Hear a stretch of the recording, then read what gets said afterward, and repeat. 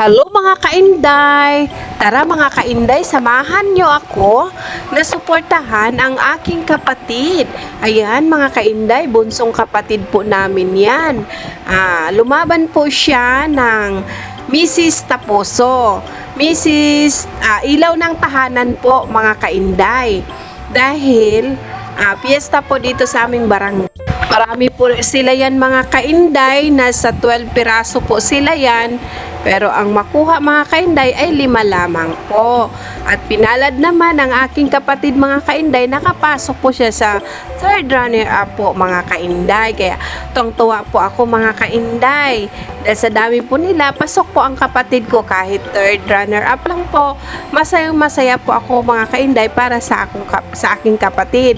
Ayun mga kainday. At hanga rin po ako mga kainday sa kanilang lahat, lalong-lalo na sa aking kapatid mga kainday. Ay napakaganda po ng kanilang mga body mga kainday. Parang wala silang mga anak mga kainday, lahat po sila dyan. Ang gaganda po ang kanilang mga katawan mga kainday.